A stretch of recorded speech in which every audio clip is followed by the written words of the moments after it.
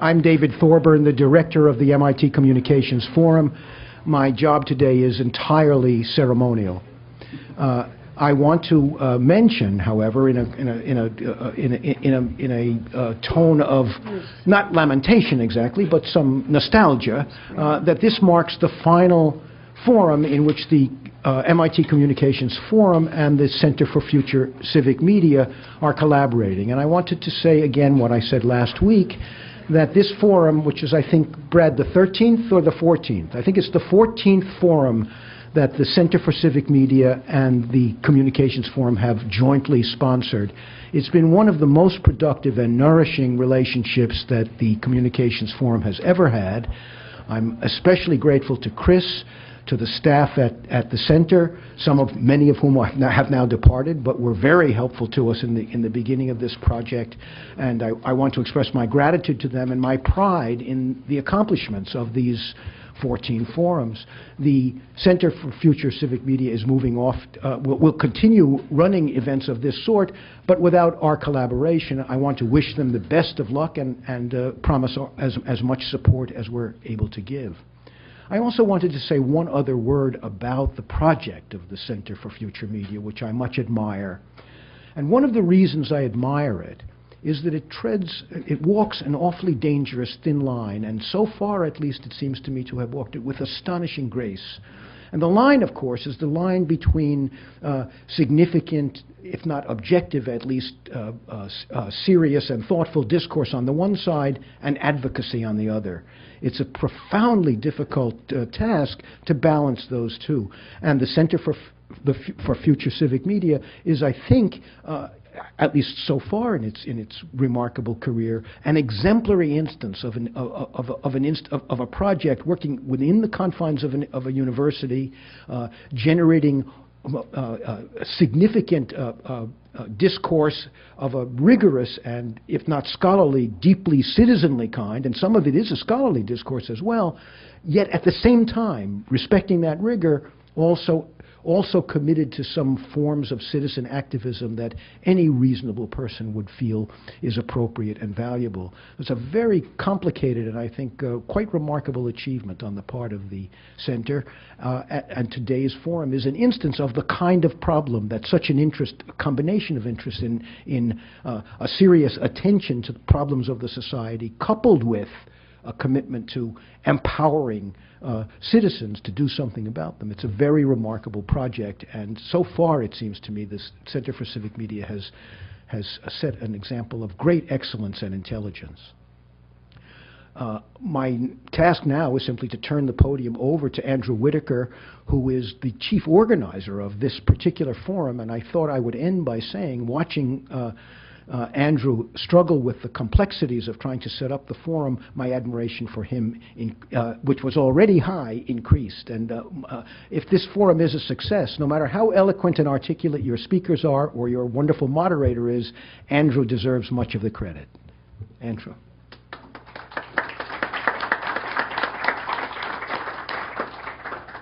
Thank you, David. I guess my role is equally ceremonial in being able to thank you for allowing the Center for Future Civic Media to share in a number of communications forums over the last few years.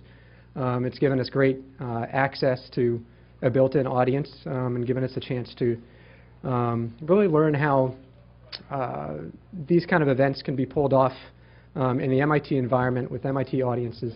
And the attendance tonight, the speakers that we have, the interest that we have afterwards online is testament to, I think, a really great collaboration. The only other thing I want to say before I hand it over to Tom is to give a little bit of background about where this came from. We happened back in August to be looking at some ideas for what we could do for our fora in the semester, and it happened to be right around the time of the BP oil spill. A question came to my mind then of what happened after the well was capped. How do you keep a country's attention on an issue that's going to be around for many years, with a region recovering, businesses coming back to life, regulations, new regimes, all kinds of interest in an area that is going to need media attention, but we don't necessarily know how to do it the best way? How can we prevent something like this from happening in the future through journalism or through other kinds of civic media? So that's when people like Abram came to mind as someone who has covered the Gulf region for a while. And related to that, it brought up a number of other questions of whether or not traditional journalism is the best way to talk about slow-moving crises, these kinds of crises that evolve over time or could be warned about years ahead of time and need action but don't necessarily get it. So that's where we came to our other speakers to be able to talk a little bit about imaginative literature or science writing, to be able to really understand the variety or the spectrum of reportage, of storytelling for these kinds of issues, to be able to prevent them or act on them in the future. So that's where it kind of came from, and I thought of Tom as well as a great person to be able to moderate this. So with that, I'd like to hand it over to Tom Levinson. Thank you, Andrew. I'm going to speak very, very briefly because these people have much more important things to say than anything I could come up with. And thank you all for coming. It's a great crowd for this edge of the holiday season, and I'm very grateful to you for showing up. On the issue of slow-moving crises, or more particularly the problem journalism has in covering time-bound, time-weighted stories, it has a kind of recursive quality to it, because dealing with those stories is at the center of just about every conversation you have about journalism and public or civic media, in part because those activities are in the midst of a slow-moving crisis that we're all very well aware of. We could report on ourselves and get some insight into this difficulty. It's cliche, of course, and I'm not going to go deep into it here, but obviously there's a wealth of new technology that fosters, or seems to, ubiquitous and instantaneous coverage, which can lead to both greater transparency and greater democratization of the choice of stories, the coverage of stories, all the ways we create a shared experience of the world, shared understanding of the world. And that's the good spin. There is this lovely possibility here that many, many people are genuinely exploiting. It's a spin, but it's also got significant elements of truth in it. But obviously there's the other side that also has a great deal of truth in it, which is that all the Twitter and blogging and instant video and everything else that we can do, I love the fact that you can take an iPhone, edit and stream live to the web with a few $100 device that will operate presumably anywhere in the world or many places in the world. I mean, so for somebody who started my filmmaking career working with Aton cameras and Steenbeck flatbed editing machines, this is a revelation. It's just insane that you can do this, and it creates a whole different approach to the world. But it also fosters an updated version of the old "it bleeds, it leads" approach. One can see how the continuous updating, the continuous emergence of the new, and the continuous explosion of the amount of information, the amount of websites you can go to, the complexity of the web connection. There's a fellow in the audience, Ralph Lombrelli, who gave us a wonderful talk about how all the ways we are organizing information on the web is going to collapse under its own weight within a very few years if we don't figure out some very, very important problems there. There's a lot of problems with this notion that somehow just the explosion of the availability of information and technology to distribute it quickly is going to give us anything remotely like what we either want or need out of journalism. And it's clearly a problem for any story that requires more than the least quantum of journalistic attention to cover. And I'm not even talking about here the problems of the quantum of audience attention. I think some of the panel will talk about that. But you can see there's this huge issue. Excuse me, that's supposed to be off. It is now. But either way, every crisis, there's a deeper problem, or rather there's a problem you can look at not from the technology side, but from the actual story side, which is, we talk about slow-moving crises as a specific problem, but every crisis is slow-moving, at least over part of its life cycle. I mean, it's easy to see how the Gulf oil spill is slow-moving sort of forward in time. The well blows, and then there are consequences, and even after the well is capped, there are consequences that are going to unfold over decades, and we have to find some way of keeping on top of that.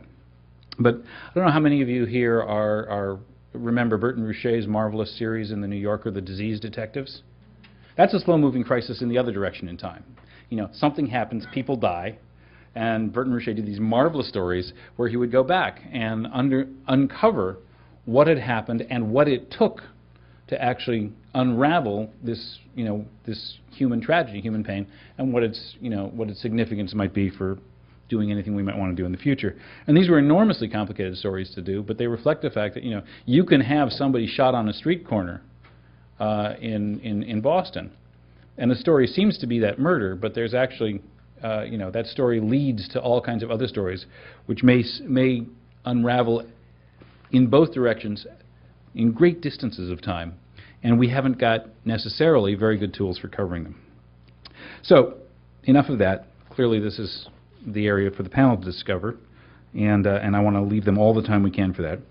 Just want to say that this is clearly one of the reasons at MIT, the Center for Future Civic Media, the Communications Forum, the various folks here who are concerned with interpreting the made world are doing what universities and journalists are both trying to do, which is to construct stories that open up this extension of their subjects in time, forward or back, finding or making the technologies and the forms such stories need to find audiences out there in the world, and to be found, you know, and then, you know, and to exist in forms that the audiences can find them. It's obviously a two-way street.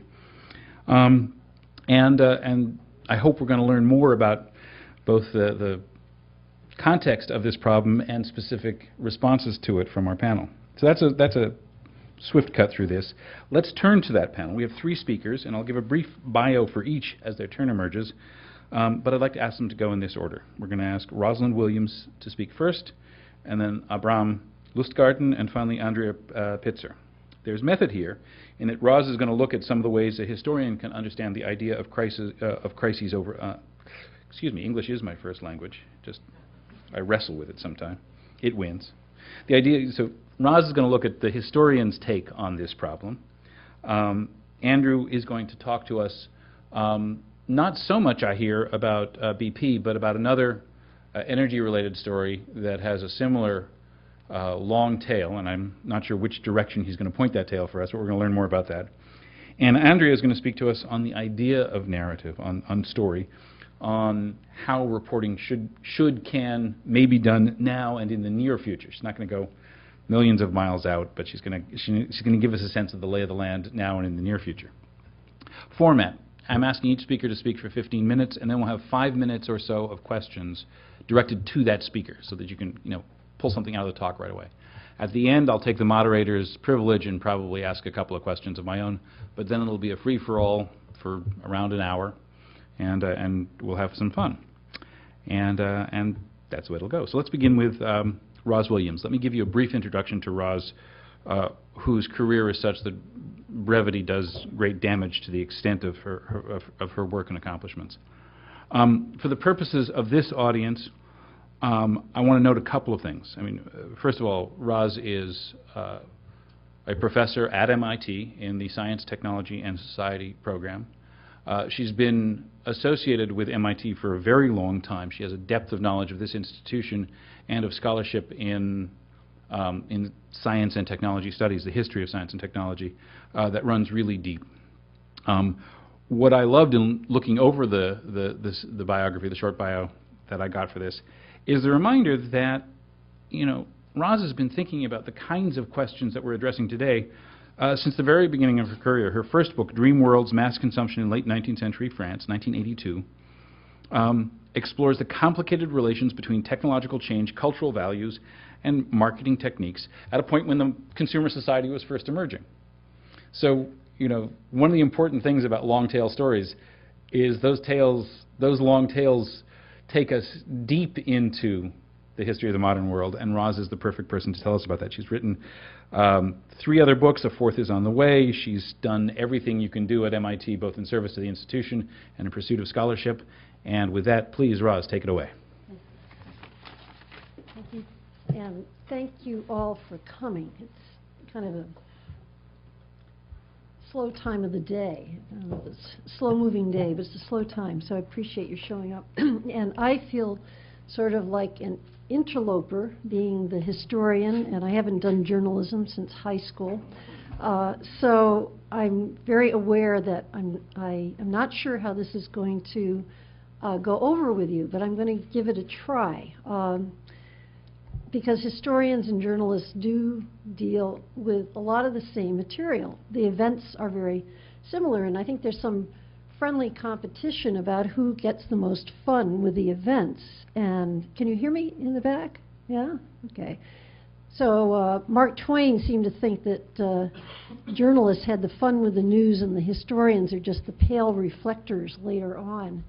On the other hand, a historian like Garton Ash is trying to write a history of the present because he's very intrigued by the connections between the journalism and the historism views of the same material.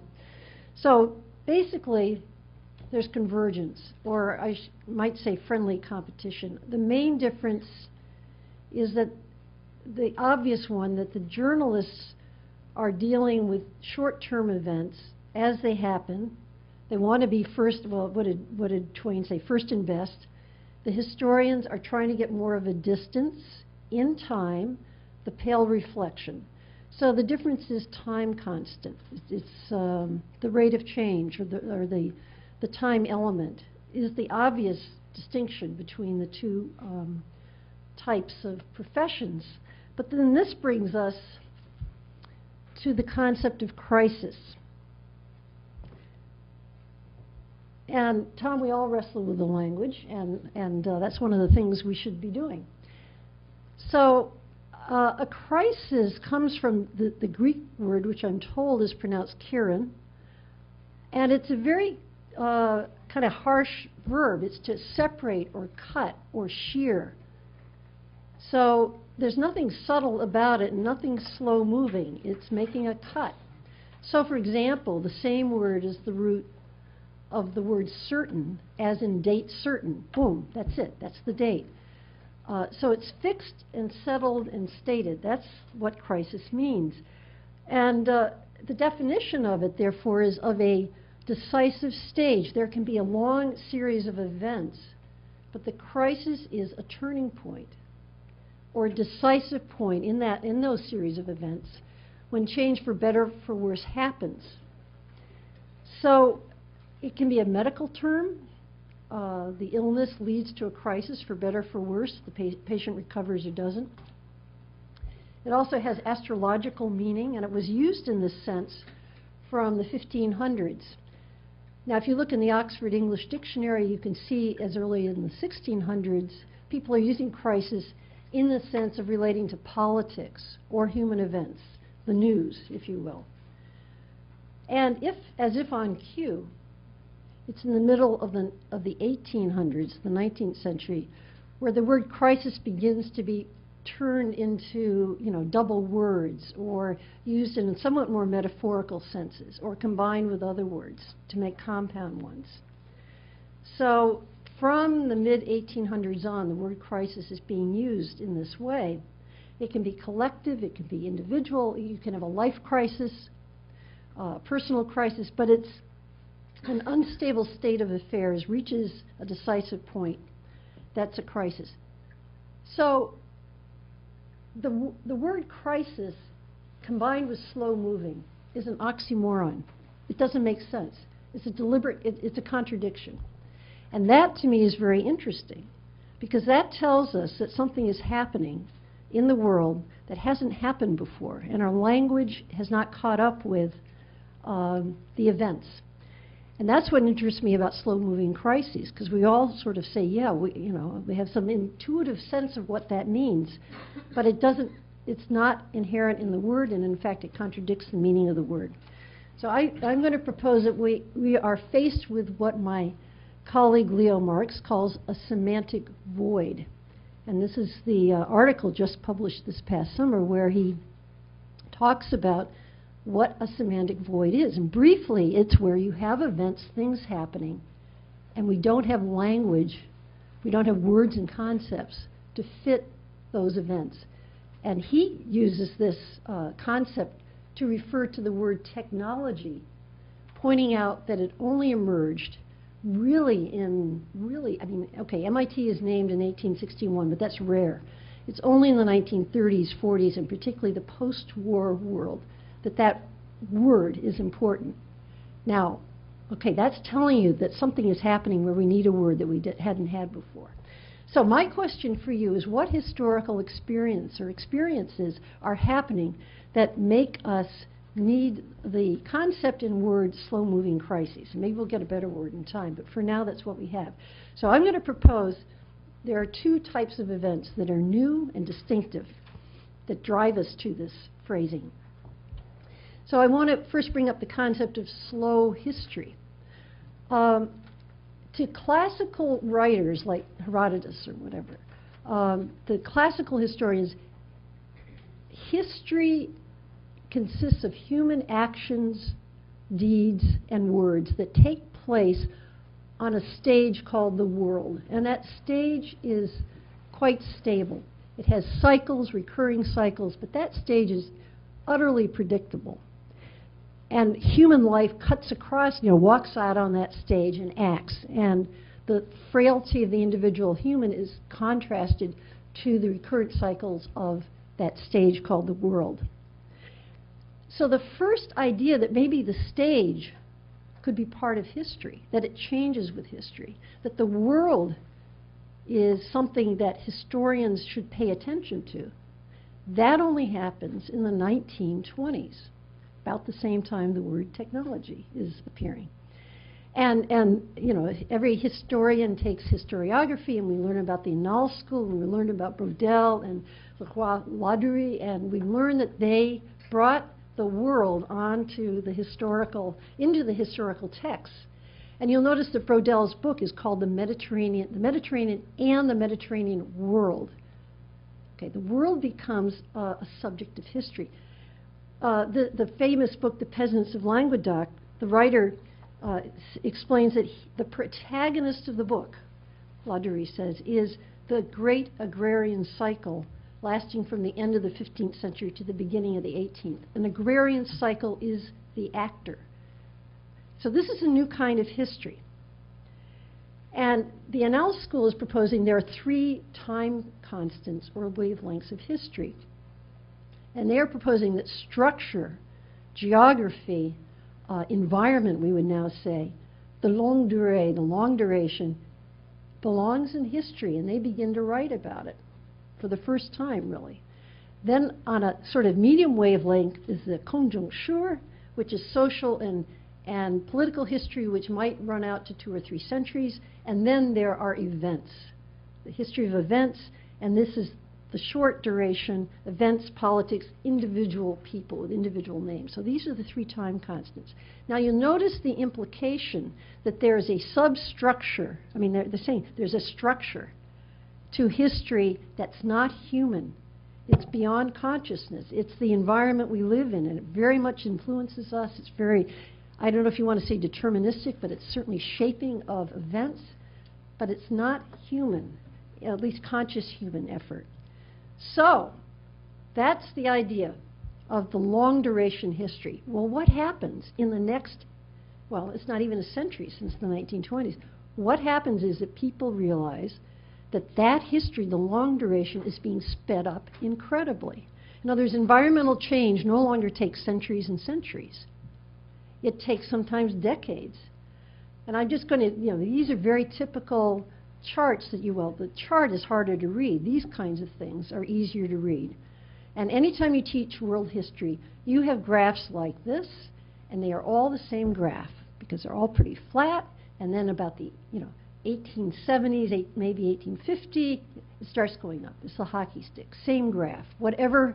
Okay, so I'm just saying that there are new inputs into history that are reflected in these graphs that show an amazing rate of change just within decades. There's nothing long about this durée. This is really short. So something is screwed up. The takeoff point of environmental change is no longer centuries, it's decades.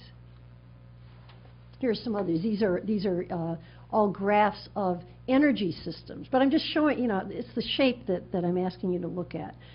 So That's an incredible change in how history works. Something is going on that's different. And the fact that you call something an industrial revolution, that's a term from 1884, on the model of the French Revolution, shows that by the late 1800s, people are beginning to realize that something is happening in history that hasn't happened before, and it has to do with environmental change. Okay, but at the same time, deceleration is also happening. There are events that you used to think happened and were over, and they take a much longer time. They are never over. And of course, my favorite example, and anybody's example, is the financial crisis of 2008. Is it over? I mean, officially, but I'm a member of a workshop that Manuel Castells has organized, meeting at the Gulbenkian Foundation and being supported by the Gulbenkian Foundation about, and the title of the workshop is The Aftermath of the Financial Crisis. It's not the crisis. We're studying the aftermath. And it's almost 3 years, and we're still studying it, and we're not close to feeling that that event is over. So that's the Aftermath Network. And I'm just, it made me start thinking about other events that are never over. So I think in retrospect, the presidential election of 2000 was really a bellwether. I mean, was Bush elected or not? I mean, it went on for weeks. You wake up and usually you have an election and it happens. This went on and on and on. So Obama gets elected, but the minute, you have another election, well, then you're going to repeal health care, which was a signature accomplishment of his first half of his first term. If you do something in politics now, there's a sense of, well, you may get the majority, but now you need a supermajority. Well, we're going to have a recall election. We're going to repeal this. I mean, when is something decided? And I don't have to mention, of course, in military affairs. That's, Joe Haldeman's title of his book about Vietnam, the Forever War. It could be Vietnam, it could be Iraq, it certainly could be Afghanistan. And as we get into the so-called end game of Iraq, quoting Dexter Filkins, the question is, when does the end game end? So I point out that there are aftermaths now. History seems to be slowing down. It's getting like molasses. It's like the oil spill. And I'll just point out the aftermath. Again, if you look up the meaning of the word, it's if you mow a lawn, the aftermath is what grows up after you mow, and then you have to mow it again. And one of the first uses of the term that really struck me is John Hersey's use of it. When he wrote Hiroshima the year after the bomb was dropped. He went back 40 years later, interviewed the same people and the surviving families. That's called aftermath. 40 years later, the bomb is still being dropped. So why is this? Why? I mean, this sounds contradictory. Things are happening much faster and they're happening much slower. And I say the answer is the same answer, that we're working in a new historical medium. In other words, it's not so much the time constant, it's the density of human presence on the planet, which both speeds up environmental change and slows down political change. And here I call it the viscosity. Things move slower in political affairs, but in environmental affairs, the human presence is much more immediate because it's just much denser. So I'm making the claim that we are not dealing here with a matter of how you report differently. I'm saying history is working differently. And journalists and historians both have to take account of that. And this is the chart that really shows the story. When I'm talking about density and viscosity of human presence, that's what I mean. That's the big one. So it makes it very hard for historians to be reflective when things are moving much faster for historians. The saying of historians is the owl of Minerva of wisdom, Athena's owl, takes wing only at the dusk, when the day is over. But what if the day is never over? What if it just keeps going? If the sun never sets on history, then historians are really challenged. There's also the problem, the human problem, that understanding for all of us, not just historians, comes with an ending, with a story that has an end, as Appleby says. Stories start with an end. We have to understand the story in that context. So if it's a never-ending story, then you don't understand the world. You don't understand human life. People need a sense of an ending, and that's the title of a very famous book of literary criticism by Kermode, who actually just talked about an ending. He just died recently, which sent me back to the book, which made me realize how pertinent is storytelling in fiction for this idea of an ending. So Kermode talks about the idea of crisis having been imminent, that there's some ending that's imminent, and says now it's just, there's an imminence to it. In other words, it's not impending or near at hand. It's just like that sense of things going on and maybe ending, but never quite ending. That's become something constant, something we live with. And I just point out, this goes back to that OED slide I showed you earlier. Just tucked in it was another literary critic, William Empson, in 1940, at the edge of the war, saying, there is a crisis feeling, and the point is to join it up to what we experience in everyday life. So a slow-moving crisis, the slowest moving crisis is just saying it's everyday life. This is an image of crisis. This is actually a famous, this is Angelus Novus. This is a Paul Klee watercolor, now in Jerusalem. And it's most famous not from Klee's watercolor, but from what Walter Benjamin said about this watercolor. And I'm going to read it to you. He says, Benjamin says, "This is the angel of history. This is the angel of history. It shows an angel looking as though he is about to move away from something he is fixedly contemplating. His eyes are staring, his mouth is open, his wings are spread. This is how one pictures the angel of history. His face is turned to the past. When we perceive a chain of events, the angel sees one single catastrophe, which keeps piling wreckage and hurls it in front of his feet. The angel would like to stay. He would like to awaken the dead and make whole what has been smashed. But a storm is blowing in from paradise. It has got caught in his wings with such a violence that the angel can no longer close his wings. The storm irresistibly propels him into the future to which his back is turned, while the pile of debris before him grows skyward. This storm is what we call progress." So in progress, it's assumed that we humans are running this never-ending cycle of improvement, never-ending process of improvement. But what I've tried to say today is that cycle has two effects that are new. One is it speeds up events, environmental events, so they feel now like nature, but nature on speed, literally. It also makes us feel that change is out of control because things never really change. Politics is clogged up. And so even though we try to act, nothing happens. So my ending plea is to avoid the grand illusion of reification, which means that things and technologies and items and the stuff of the world, that they are making things different. What's making things different is human dominance as never before. And so the story for journalists, for any crisis, slow or fast moving, is not so much the pace, it's who's responsible, who's acting, pointing to the people and not to the stuff of history. So that's it.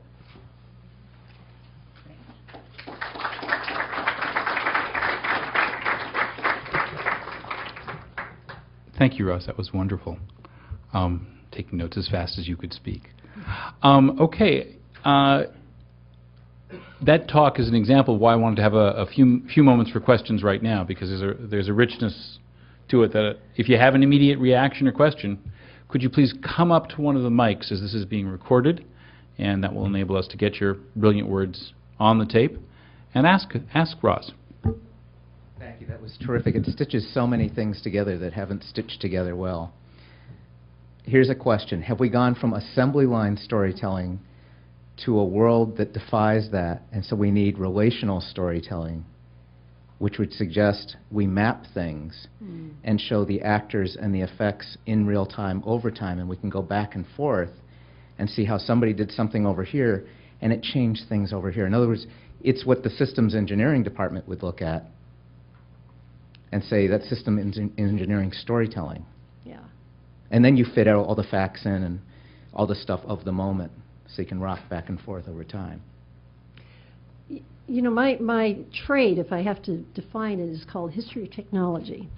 And in history of technology, there's a big trend or technique called actor network theory, okay? And just what you're saying, you kind of make a huge map of actors, some of which can be human and some of which can be institutional and some can be non-human. And the idea is to fit them all together. And it's very similar to the systems analysis that ESD and others would undertake. I think it's very useful, but I have two cautions. One is that if you draw that kind of a map, very often you're avoiding the decision about causality and who's really responsible, and it allows you to fudge it. Okay. The second thing is people are different because people have consciousness. And I know that, you know, non-conscious actors are important, but I refuse to put them all in the same soup. So just a quick follow-up. Maybe what we have to see is emergent. Maybe what history teaches us is the pattern over time. If you've ever had a kid in soccer, you play a soccer game for them fast, and they see the patterns of attack and regrouping. But in normal time, to a kid who doesn't know soccer, they don't know what they're looking at. Just a thought. No, and I think the technique of mapping processes, and especially in dynamic mapping, where you speed things up, it's really, really useful precisely in helping answer questions of causality.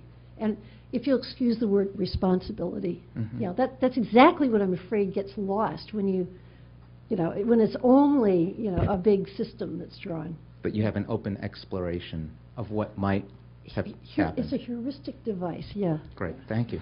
Could you please identify yourself? Sure, Mark Tomizawa, 6 Degrees of Innovation. We're mapping social and trust and competency served for instant neural networks that could get things done quickly without coercion, which includes without money, without formal organizational structure. So I'd love to continue the conversation. Yeah, very interesting. Thanks.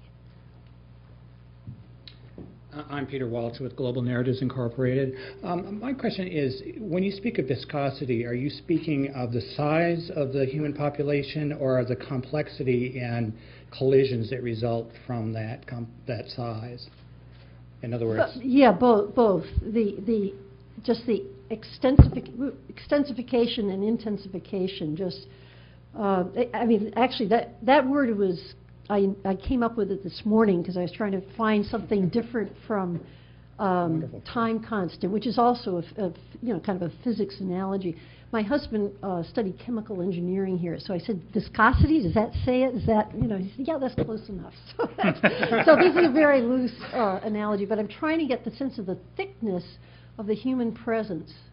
Right. And as a property of a medium. Like the thickness of Shanghai and population density. You can also think of the thickness of human populations because of communications. Exactly. We're now interacting in ways exactly. with Islamic fundamentalists and the southern hemisphere and the interior of Africa and the Gulf Coast and so on, right, in all sorts of ways that we're not.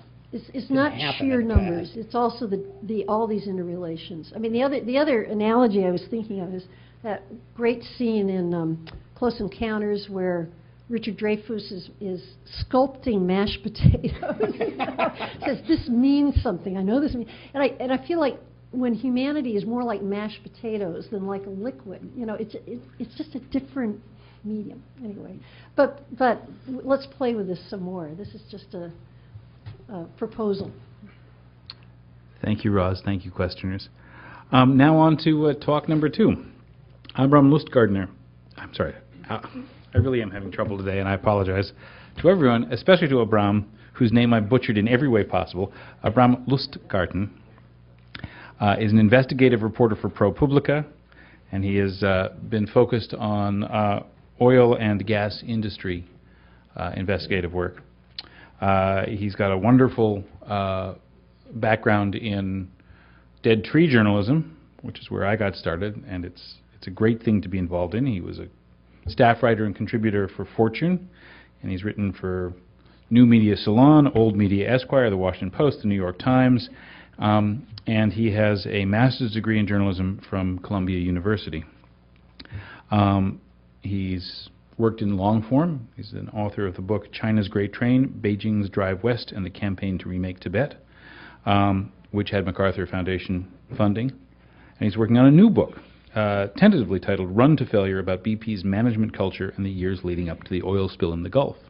I'm sure if you press him on it, he'll talk about BP, but he's got some other things to tell us about some work that he's driving forward right now. So please, Abram. Thanks very much. I gave you a little bit of red herring, but I am going to stay focused on BP, I think, and we can diverge afterwards. It's a pleasure to be here, so thank you for having me. I wanted to start by just telling you a little bit about ProPublica, the organization that I work for, in part because nobody knows much about it, and it's also very relevant to what I'll say about our reporting process. It's a nonprofit, and it's focused on investigative journalism, and it was founded in 2008 with the purpose of enhancing accountability, a very idealistic goal. And in particular to do that at a time when newspaper budgets were shrinking and most of the function of the journalism community was contracting and going in exactly the opposite direction that we wanted to go in. Our stories are all published under Creative Commons license, and the idea is to give them away for free and disseminate them as widely as possible, and just to increase transparency and spread our work. We cover finance and environment and energy and national security and most of the typical beats. I mention that now because it affords a certain amount of flexibility and funding and leeway to do creative reporting and very long-term reporting projects, which is essentially what I will describe as one way to deal with covering a slowly unfolding crisis. So since I started with ProPublica, I've covered essentially two topics, and it's taken me over almost 3 years. And just to give you a sense of how slowly that goes. One is natural gas drilling, and in particular the topic of hydraulic fracturing and the environmental impacts of that.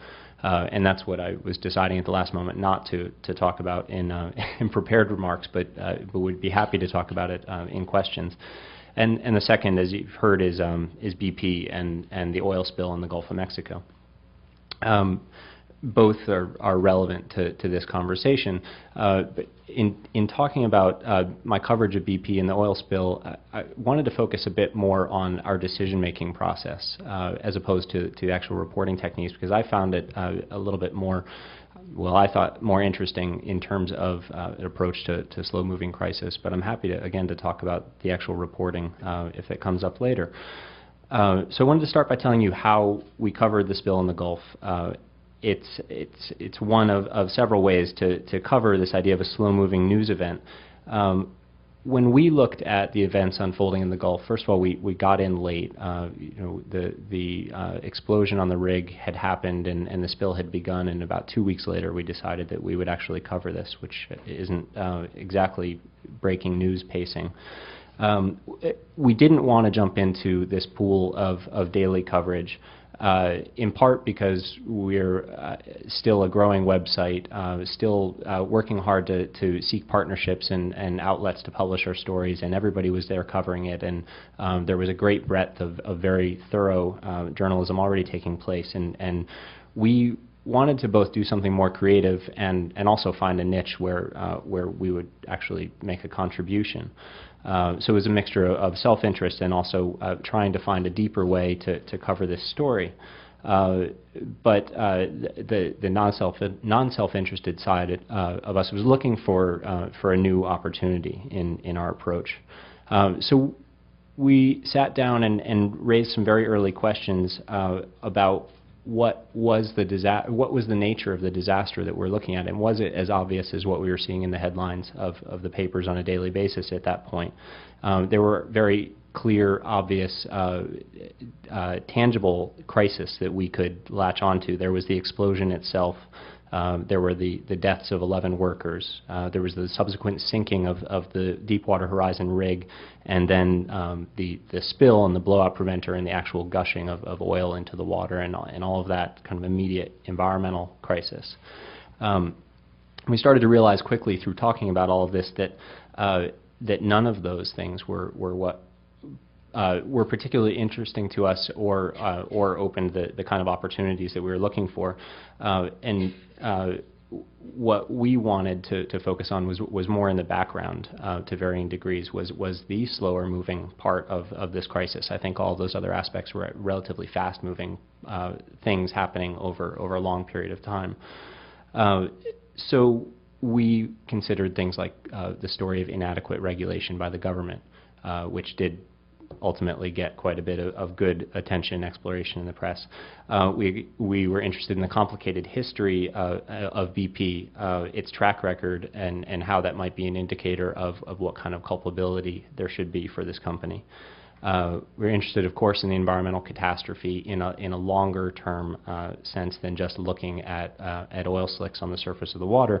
And I was personally very interested in what this accident meant in terms of the slowest moving interpretation of this, which is the question of, what kind of risk are we as a society assuming, or do we understand the risks that we assume environmentally when we have the kind of energy demands and energy-intensive lifestyles that we maintain. There's a little bit of a wake-up call in what happened in the Gulf about what kind of risks we do assume and what we can expect to happen in terms of crisis in the future. It turns out that we chose one path, and we were equally interested in each of those, and we ended up looking at the history of BP, BP's management, and the topic of the book that I'm working on, as you just heard about. It was an exercise in commitment, in part because we were torn and not especially decisive about which of those avenues would be the most fruitful. I spent the next 6 months reporting on BP's management, on the company's cultural issues, and eventually presented that work through a series of newspaper reports, shorter blog postings on our website, and television collaboration with PBS Frontline. To do that reporting, interesting in the context of our last conversation, because I essentially went back and took a historical perspective and worked up until the present, as opposed to working with the present forward. We worked around the perimeter of this issue of what was happening in the Gulf, and thereby found a lot of space in terms of competition with other media. We were extraordinarily dependent on documents, on archives of past congressional hearings and transcripts and depositions from previous lawsuits against BP, and in a close analysis of accidents that the company had in the past, and essentially looked for context in those events to help explain what we were learning about what was happening in the present, that the New York Times and the daily papers were doing a great job of showing up at the hearings on a daily basis and repeating whatever was being told there. And we knew from the beginning that to tell a story with this somewhat less sexy material would require a really intensive narrative focus and a little bit of narrative depth to keep it interesting and to engage our readers. So the verdict is out on whether that was effective or not. I hope that it was. But one of the things that was interesting for me was, throughout that process, it was very difficult for both me and for ProPublica to stay committed to that track. And I think that's one of the lessons about trying to cover a slow-moving crisis in that way. We had many moments of feeling, torn away as the story changed directions, as we had insight or scoops into very incremental changes that could grab a daily headline, but distract us from this larger purpose of creating a bigger picture and a bigger sense of context. And it was very difficult to just stay focused on what we had decided to do and to simply see it through. And it was really an exercise in discipline. I hope that the final product winds up lending a sense of depth and breadth that can capture the imagination of an audience and can convey news through a lot of old events, in that it shares a context and presents a picture that really nobody else was looking at as events unfolded in the Gulf, and therefore find something new in a collection of things that were actually very old. So it brings me to the core of the challenge that I think that we face, just speaking very generally in covering these sorts of issues, that sort of state the obvious a little bit, but the public and to some extent the government and even big business seems very unable to comprehend threats that are further out, that are out of reach or kind of fuzzy on the horizon. Coverage of climate change is a good example of that. This issue of the risks of energy dependence and exploration that I mentioned, and certainly the issue of trying to comprehend the long-term environmental implications of something like the Gulf spill. We know, both as reporters and I think as the public, we know on some cerebral level that there's a real concern there, that there's something that we should be interested in, but it's still very difficult to feel concerned, and as a reporter to then convey that concern, in part because we get in the habit of, and in some sense need this sense of an anchor or an example or an event of an immediacy to tell the story. And so in the case of the Gulf environmental story, we tend to cling to daily developments of oil on the beaches or oil on birds or strong visual images that again make it very difficult to actually consider what I think the real substance of the environmental story is, which is a much longer term intangible topic. But we know, or we should know, that telling that deeper story, the one that we might have an aversion to, will take many months, if not years, and that when we do tell it, or when you do read it, it will be about something that's happening at a microscopic level, or even invisibly, somewhere in the food chain, or somewhere in incremental shifts in air quality figures, or something like that. We should know up front that it will never be the same kind of headline-grabbing incident or disaster that makes for easy reading. So the challenge is again, whether it's through narrative or multimedia or whatever, is how to get people interested or excited in this quote-unquote soon-to-be urgent or near future issue that we kind of know is important, but have difficulty conveying its importance. And the fact that we're surrounded by this overwhelming sense of urgency in every other matter at every other moment doesn't make it any easier. That we work in this environment, a flood of data and information that I think confuses all of us about what actually is urgent in the present and what is a crisis in the present.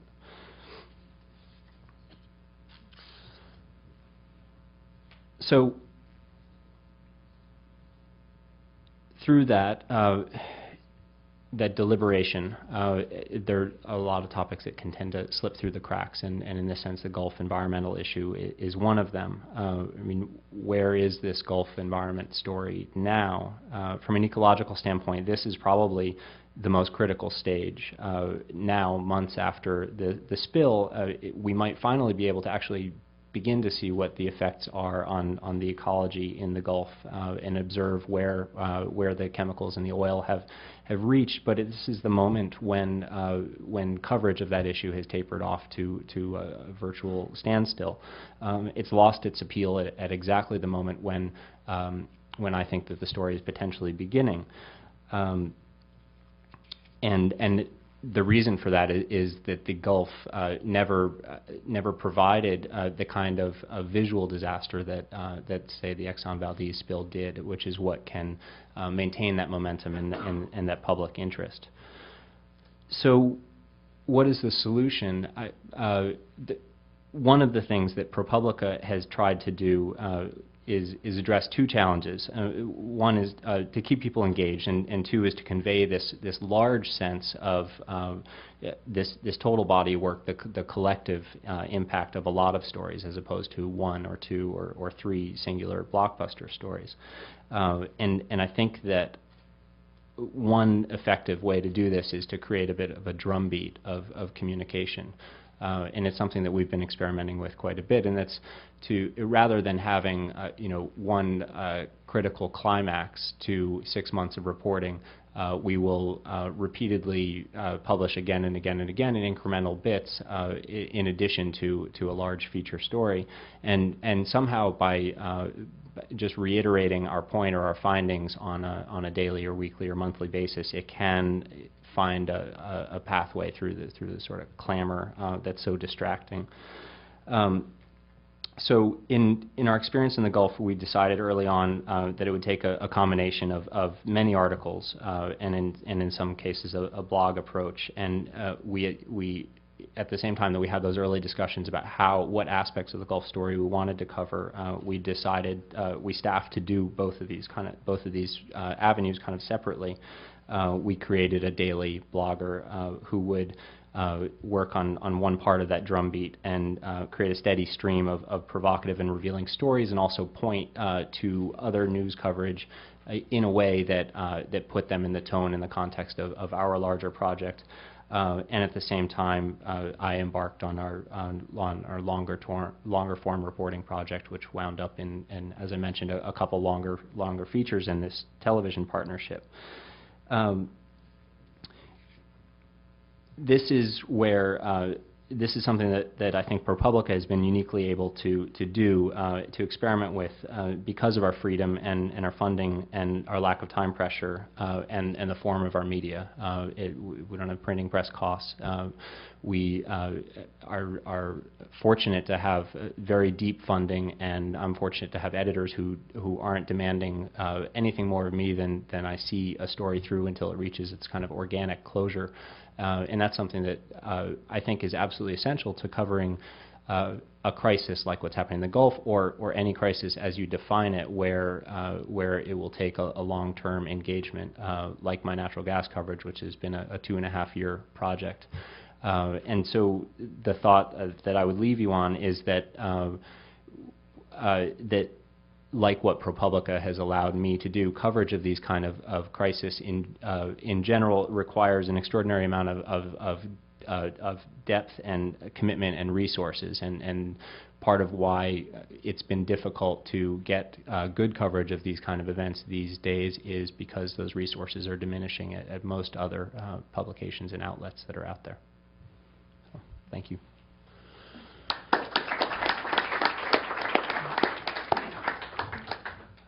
Thank you. Yes, when I heard that 2.5 years on a story, I'm thinking, I can't remember the last time I heard a mainstream media publication devote that kind of resource to a story. It needs to happen all the time, much more than it does. Questions? Any immediate questions? Yes, I see one coming. Tell us who you are, Chris. Sure. I'm Chris Tuxemi. I direct the Center for Future Civic Media here. And I guess the main question I have to ask is, you talked a little bit about the contrast with the natural gas stories. But the natural gas stories don't yet have that kind of single coherent event. And how did that process start? How did you decide to prioritize that? And how have you seen other news organizations respond to that kind of slow-moving crisis? So the alternative lecture that I might. I mean that's why I was indecisive about which of these topics to convey today. I mean they're very different in that the Gulf was a very defined crisis, and we were a very defined crisis that was going to take place over a long period of time. We knew the coverage would drop off, and we were looking for a creative way to take that long approach.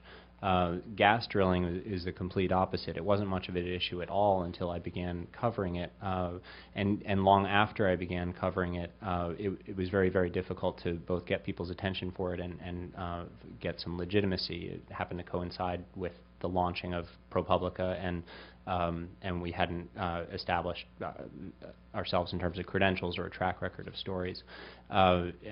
to back up for 2 seconds, the topic is essentially looking at whether new technology to extract natural gas from new gas-bearing formations in the United States can harm drinking water, both underground and as the chemicals that are used in this process are disposed of or handled on the surface. And generally, I've found that they can, but I'm not a scientist, and I've been sort of pushing the questioning in that direction and looking for more research and more study on that topic. So that, in a way, is a much better example, I think, of a slow-moving crisis, and it hasn't yet reached its climax or any kind of definitive turning point. And I think that maybe that's happening now.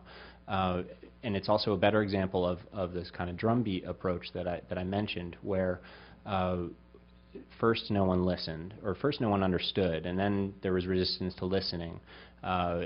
Then there were questions about the legitimacy of the reporting, and a little bit of a battle between what I was finding and what the industry might communicate through their PR channels.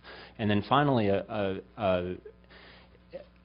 resonance that led to an acceptance that this was a legitimate issue, and kind of a reaching of a critical mass where other media started covering it, and it became the subject of documentary films and television programs and fiction and nonfiction, and it's reaching a general awareness where I think that there's enough focus now on the problems to start taking seriously the question of what is the actual risk and what might we do to mitigate it.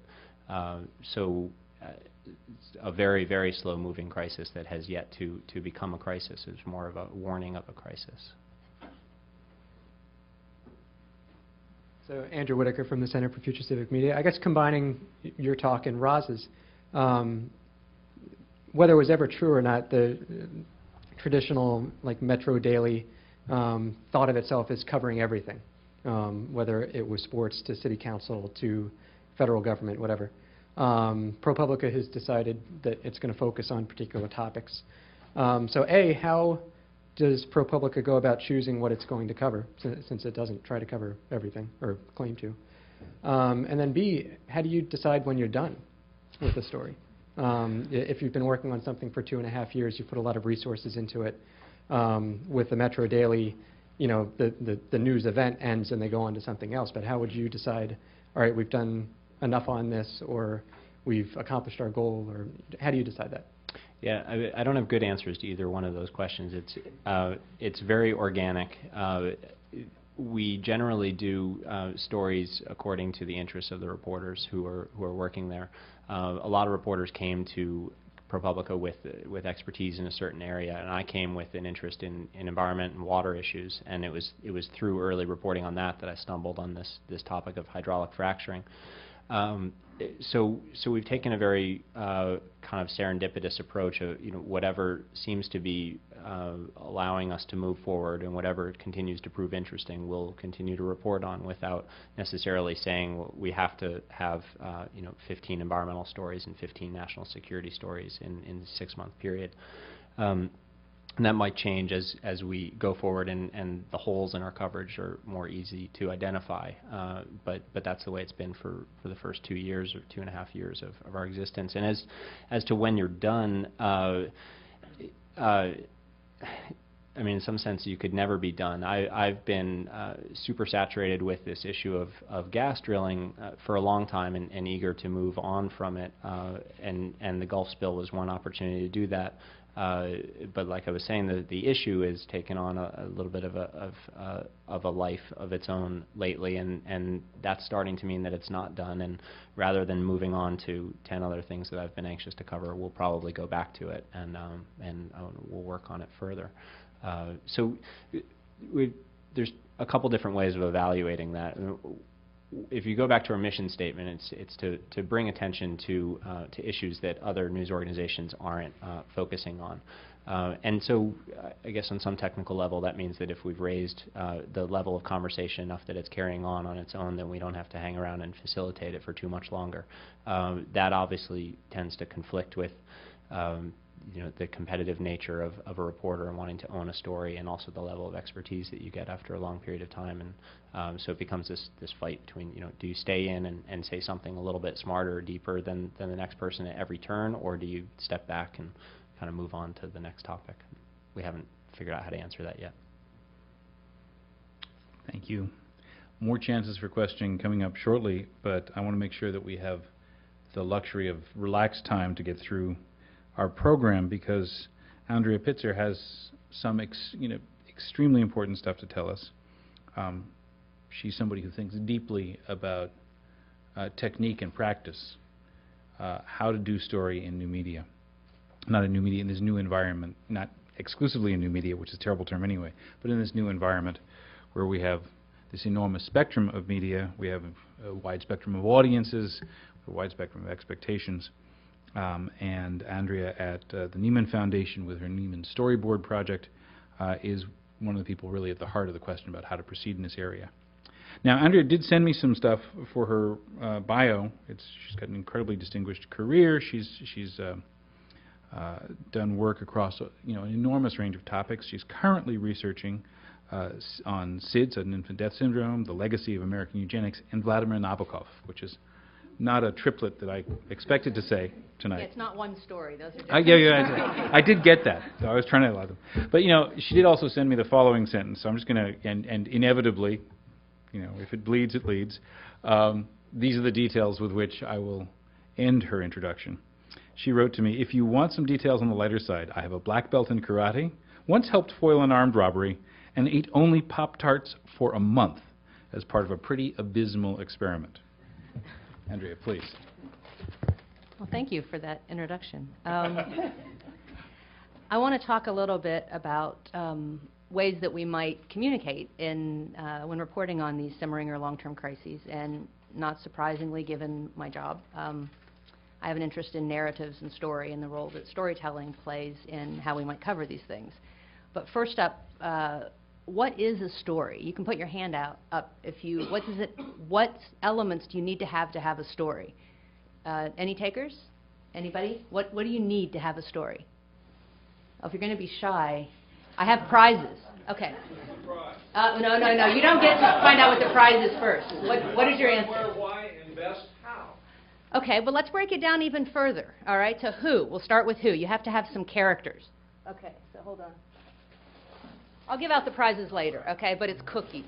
Or you can have Play-Doh, if you like Play-Doh better. I've got cookies and Play-Doh. Okay, so you need characters. What else do you need? So, a setting. Who said location? Did you say location? Oh, so you're supposed to put your hand up. So I'll think about cookies for you if I have enough. And what else? Structure helps. Yeah, structure definitely helps. There's one other key thing you need. You need characters in a setting, and you need An audience. Oh, you know what? I didn't even start thinking of it. Yes, that's what this is all about. You're going to get like double cookies for that, okay? And Megan, what else do you need? Movement through time. Movement through time. And that can be a change in events. That can be a change in the past that you hit at that point in your story. Or that can be the possibility of change. Sometimes simply that a possibility is open or something is offered. But there has to be some implication that you're going to go from A to B. And so those are the key things that you have to have a story in place. And, if we think of, has everybody here seen Star Wars? I was trying to think of a movie that everybody would have seen, like no matter what generation you were from. We have Luke, right? We have Tatooine. He finds the droids. So we've got characters, we've got a setting, and then he sees the holograph of Princess Leia. And that's the point at which something is going to happen. So whatever comes next, we've got a whole story there. And so those are the things that you have to make a story function. And so why does story matter? Why story matters is because story is what moves public opinion. So if we're talking about covering long-term crises or addressing or reporting on long-term crises, we need to be having stories that people can have these elements and recognize these elements and understand what we're telling them. And story is really what makes for effective news delivery. I'll talk a little bit later about what I call empty calorie narratives. So I'm not just talking about puff pieces or a profile of the congressman that says everything nice about him. I'm talking about real reporting. But story is a really critical element of it. And studies have shown pretty consistently. Now, some of these studies were more or less rigorous, but every study that I've seen has shown in the 70s, in the 90s, 2 years ago in Scandinavia, most recently with a fellow that's at another program, the ethics program at Harvard, showing that narrative is really how people understand public crises. It's how they understand public policy issues, and that by not giving them narratives, we are in some ways denying them the ability to understand what we're saying. Most recently, this fellow at the Safer Center, Michael Jones, has noted that, and you guys can hear me, right? Okay, so it's the computer, not the mic. All right. He has not studied journalism directly, but his cohorts have, and his own work with them has looked at taking the same information and presenting it in different ways, and only changing about 25% of the material. So it's the same information, more or less. But one is in a story form, one is more of bulleted list of facts. You can imagine these the ways you consume news, if you will. And what he's found is that very, very consistently, that the narrative is what gets people's attention, gets them to buy into the information that they're getting. The other studies have found that people actually retain more for longer, given these kinds of structures.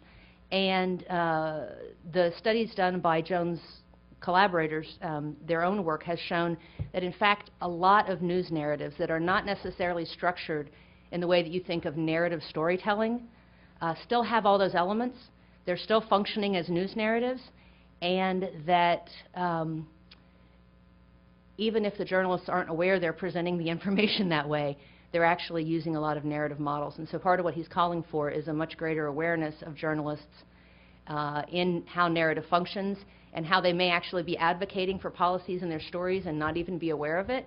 And I think that as we are more and more aware of how story works and doesn't work, it's going to be more incumbent on us to resolve some of these issues of advocacy and transparency and things that have come up. But we're not going to be able to sort of turn back the clock and pretend like we don't know what these stories are that we're telling. So anyway, that's a little bit about, why is story relevant? Because this is the way the general public can sort of most access these stories and most comprehend these stories. And there are risks of using a storytelling model in this long-term simmering crises that we're talking about. And I don't want to pretend that that it isn't problematic. Particularly if we're addressing technological issues. Right now, a lot of the people who can make and tell and disseminate their stories are people with access to pretty advanced technology and networks to do so. And so I think one of the things that we'll have to be looking at is where are these stories coming from. And certainly a number of people already are, and I'll be highlighting a couple projects where people are looking for voices that we don't necessarily hear and getting the stories that we don't to help fill out the narratives that we can do through our own investigative work and talking to people. But also sometimes your target isn't the general public. And in that case, you may be dealing with a cohort of people that are pretty suspicious of story. In fact, there's a number of journalists that are suspicious of story. It's like, well, if you're telling me a story, then you must be trying to sell me something. And so I'm going to be resistant to that. And particularly if you're looking to establish your authority within a certain community of people that you want to get to respond to you, particularly if it's a research community or an industry community, and you're trying to reach across the aisle or you're just trying to inform them. And I'm speaking here not about journalism, but about, I know many of you are also involved in public communications and other aspects. But even in journalism, sometimes the target audience for, a publication on the Hill is not every living room in America. It's the people that are working on the Hill. And so I do think you have to be aware of your audience. But I don't think that you want to abandon story if you're not going for a general public. I think you just want to tilt more heavily to, somebody in a meeting a little bit ago was calling stories with teeth. You might put more teeth in the story for an audience that already understands the basic problem that you're presenting, and you want to make sure you get the data and the information across more thoroughly and more deeply to convince them that you have a legitimate story to tell. Also, one of the issues in a lot of classic narrative storytelling, and I'm thinking, Black Hawk Down, and to give you guys all, that's the classic narrative journalism. It ran in the Philadelphia Inquirer. I think it was a 21 installment series. I mean, you don't see a lot of projects like that now, but there's a big narrative, text-heavy, research-intensive project.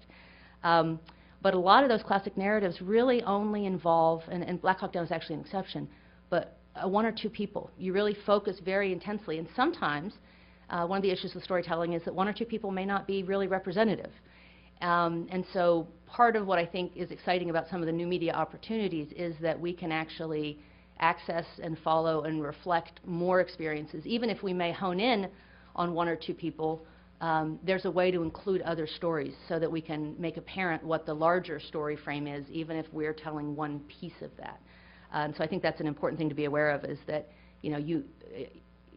Islam in Indonesia, you're probably not going to pick one person who's going to be able to completely personify that in a meaningful way on every subject. And the other thing that happens in some of the new media frontiers is that you can create a story, but you don't necessarily get to keep control of it. There's sort of two directions this goes.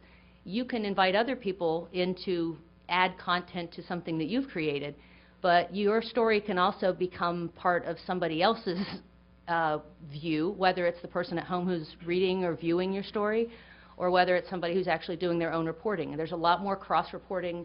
It used to be you worked at a daily newspaper, you never mentioned the competition. Well, now online you start to see some of these walls falling down, and people will cite other people's work as they add their own piece to the next part of it.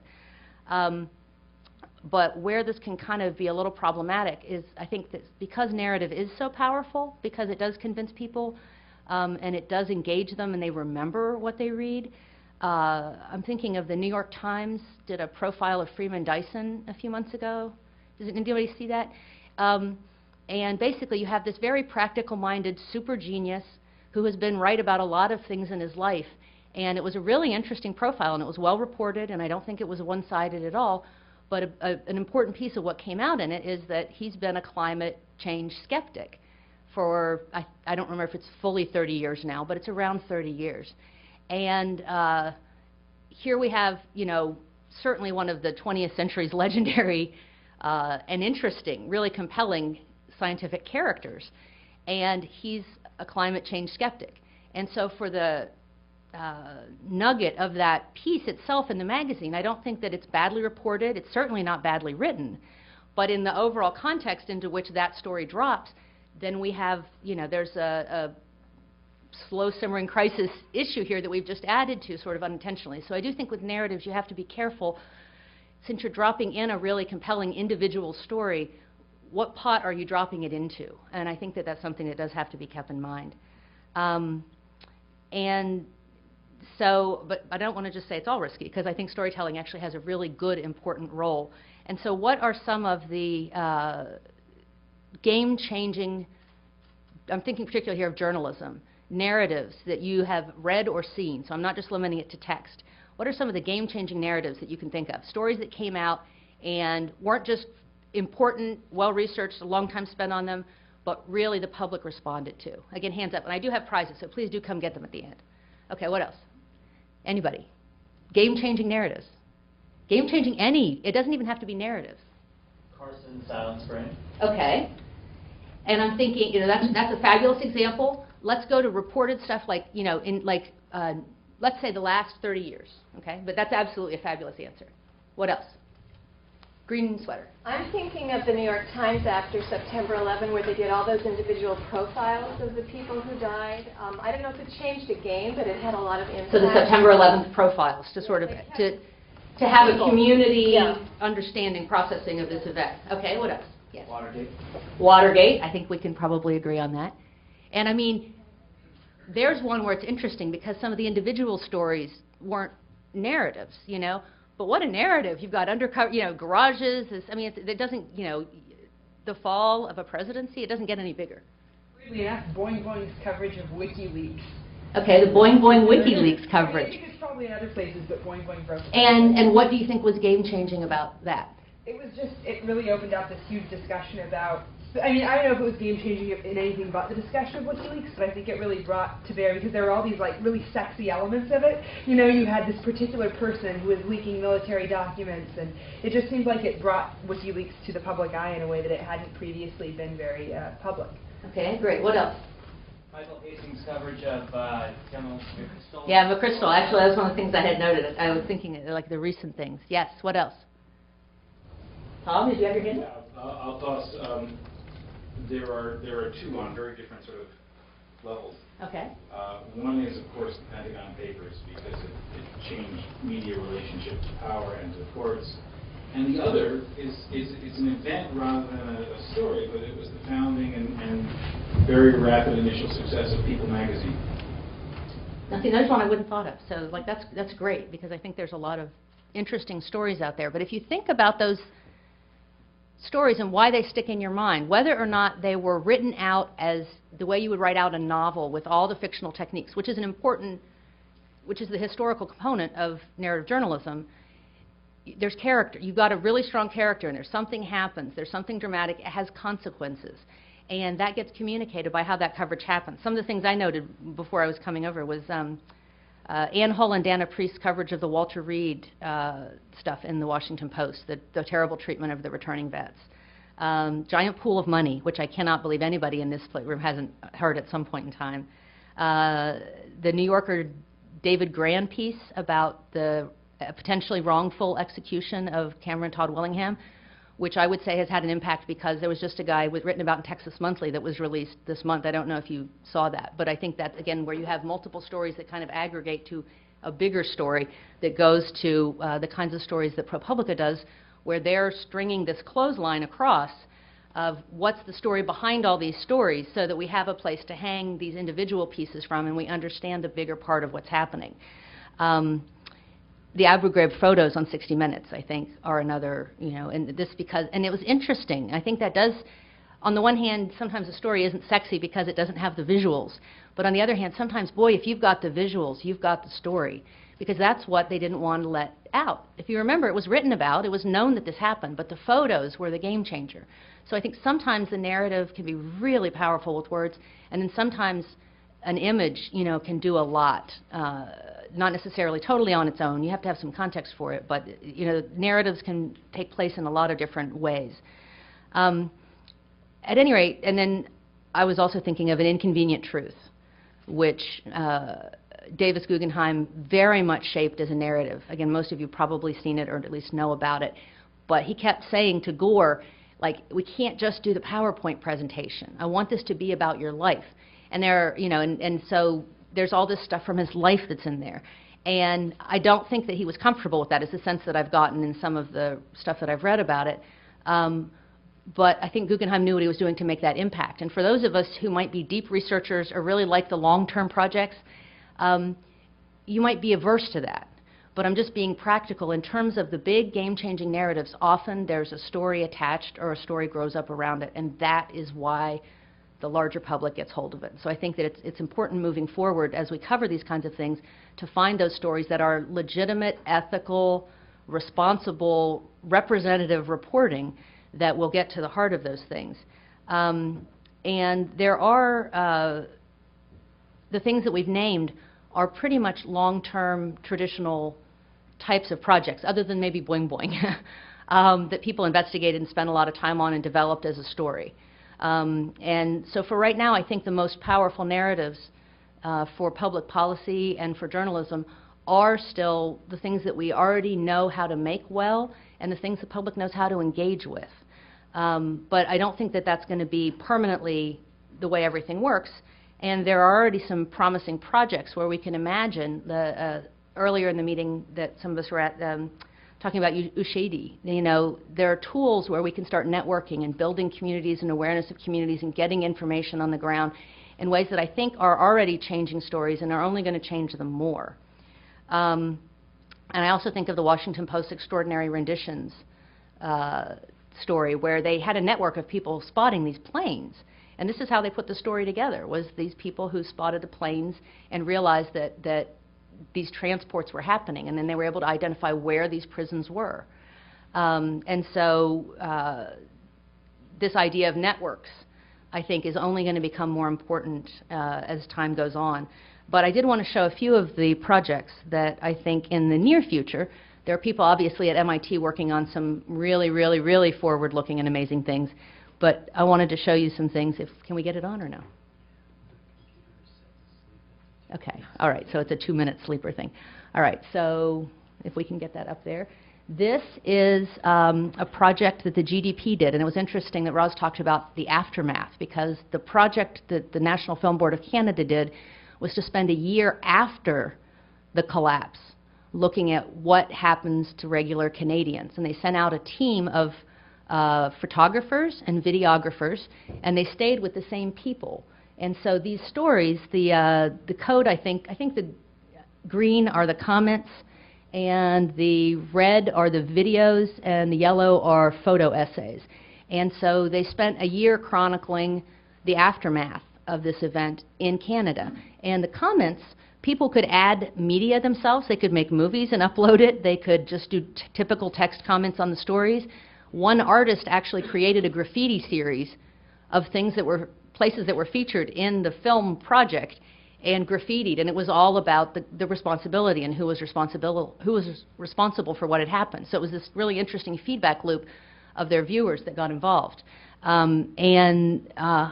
don't know, I actually wrote and asked for the final numbers from them, which I didn't get, and I suspect that this wasn't a vastly participatory project, but I think it's an interesting way in which making narratives when the story isn't over, which is part of your challenge, is telling the story. If the story is still ongoing, how do you do that?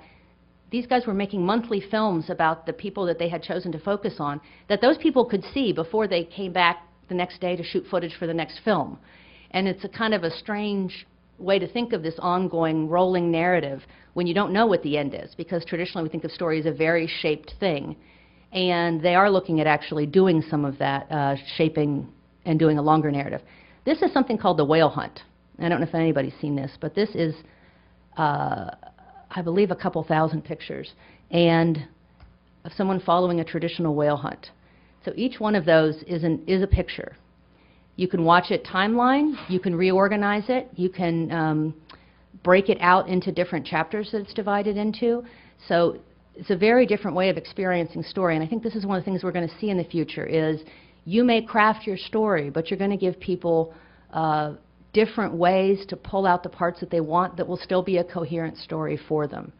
So this was one project that I thought was really interestingly done. And in terms of community voices telling their own stories, I don't know how many people are familiar with Global Voices, but it's like local bloggers and communities around the world, and it's a networked opportunity for them to get the benefits that come from being part of the group, but for us to hear voices on things that, it's interesting, if you watch this site for very long, you will realize that there are stories going on in the world that are very important to people who live in local areas that you would have no idea are really the central burning issues of their lives, even if you've been reading reporting about that country.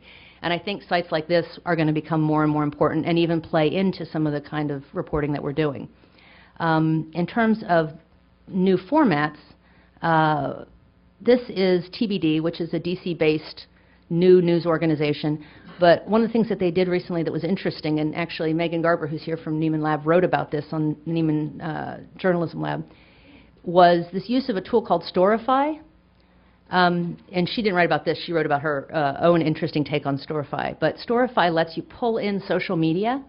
So people who've tweeted things, people who've posted photos, all different things you can pull together to create a story. Now, many journalists have a heart attack when they hear this.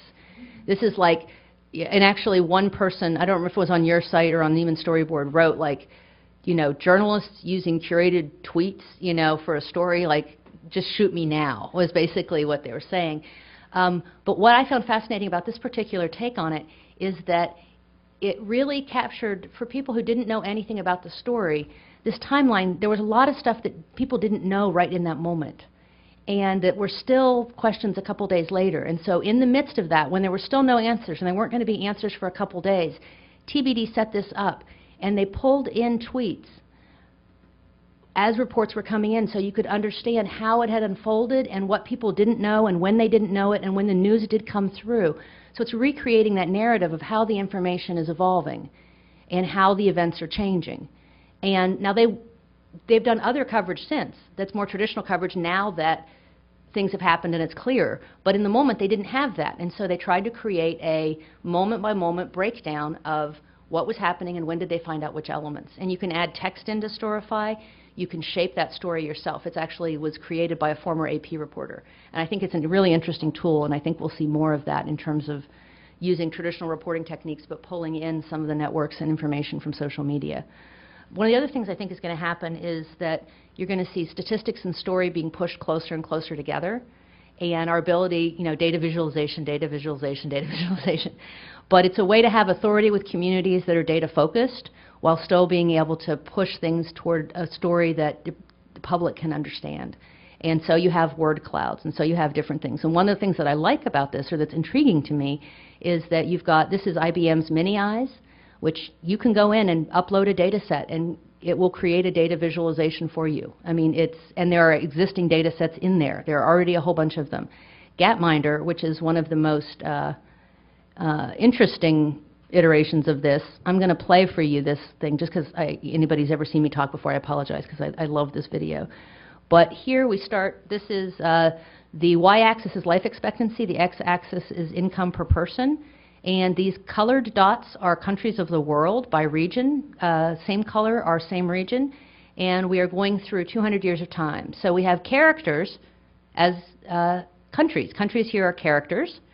We have a setting, which is our planet, and we have change over 200 years. And at the beginning, every single country starts inside this box of $1,000 per person per year and 40-year lifespan. And by the end of this period of time we're moving through, everybody is outside of that. Now, the problem with data visualization, of course, is it's an incomplete story. Why did this happen? We don't know.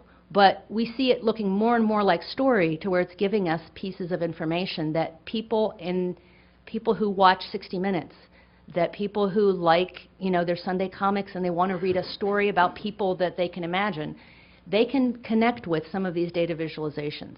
And so I think that it's going to be really important to be open to these new tools, in addition to the traditional documentary film, in addition to the traditional text-based stories, as we move forward in the future. But I don't think story's importance is going to go away. So just a few things to leave you with. I think that we want to get more powerful with telling visual narratives in different lengths so that we can reach different audiences. And one of the values of visual narratives is that they can cross borders a lot more easily. You need to do much less with them to be able to share them with the world, and sometimes they don't even need captioning or subtitles to be functional. I think we need to find ways to meet more people where they're at. I absolutely love ProPublica, and I want it to continue forever, and we need it. And not everybody's going to have those kinds of deep pockets, and so I think that we have to balance the news we need to get across to people with the ways that they can understand it now. And hopefully we'll find ways to do that that are financially remunerable, and we'll have lots and lots of long-term research and reporting that's going to get to the bottoms of these things. In the meantime, I think we do need to see where can people catch and understand these stories, even as we do string these clotheslines, where we have the larger story in the background, and we are providing that for readers. We are letting them see where this thing fits into the larger arc, even if we're telling one piece of that story. I think that we also need to figure out, and this is really, I'm 40, and I think people who are 30 are already in this world, and people who are 20 can't imagine another world. We need to get people to have a stake in the stories.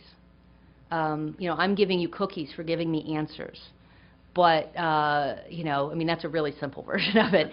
But people want the story to belong to them, too. I think people who grow up commenting on all their friends' lives every moment of the day, and that doesn't mean you have to dumb it down, and that doesn't mean these stories are relevant to their lives. And if you give them, if we are better at storytelling and making those links apparent to them, I think it'll become easier to engage them, and then to become the kind of narratives where there's really, really good public policy outcomes. Even if we ourselves as journalists may not be advocates, we'll be presenting information that people will really understand what their choices are in ways that their choices will affect what happens in the future.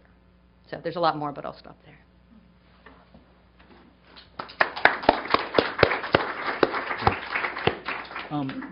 First, if we could have questions, a couple questions for Andrea. Are you? Okay. Well, let's start with that. He's been waiting. Okay. I know. I'm just a little early. Can you identify? Stites. I'm a Berkman Fellow at Harvard, and I'm 68 years old, I should add, because I have a little longer view. much of my career was devoted to directing very large reporting projects for places like the Chicago Tribune and the New York Times and the Center for Public Integrity.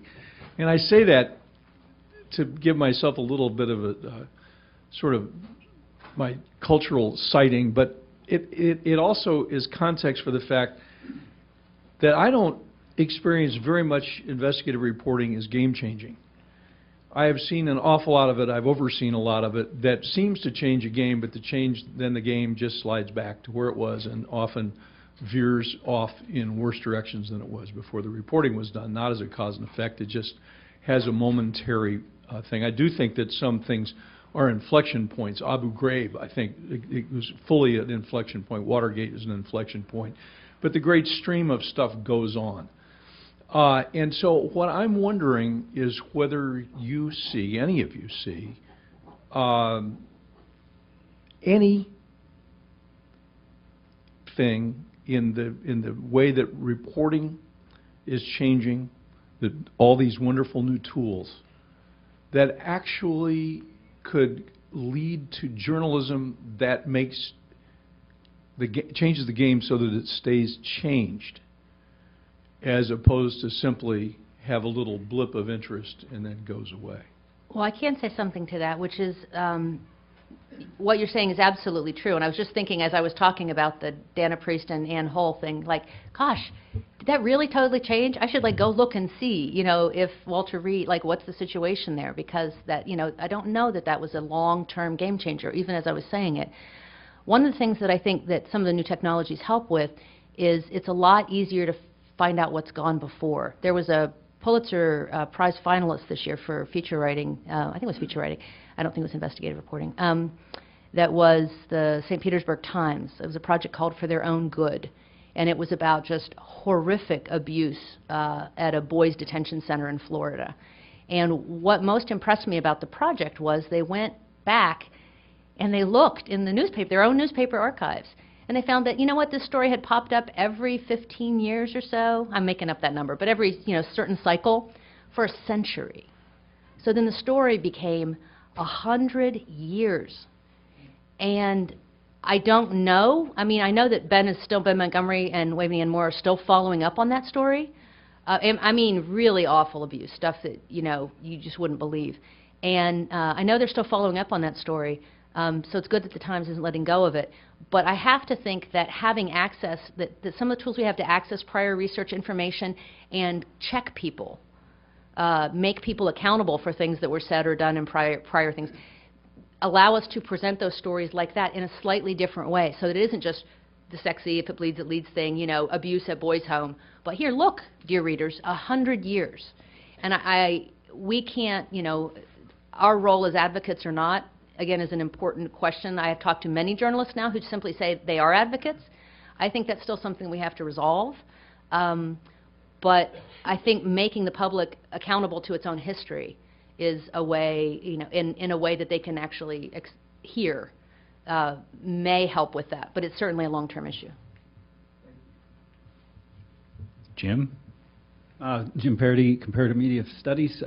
I'm wondering about stories because I worry about stories. I think of Glenn Beck and George Soros and the various tales, the way in which people create stories, and the necessity in a story to reduce elements in order to get the story to work, and the corrections, the need for corrections, and how do we counter the problems that stories raise? Because so much news gets storified, and the whole problem of tabloid news and creating the great story and the effect of the great story and so forth. How do we control this?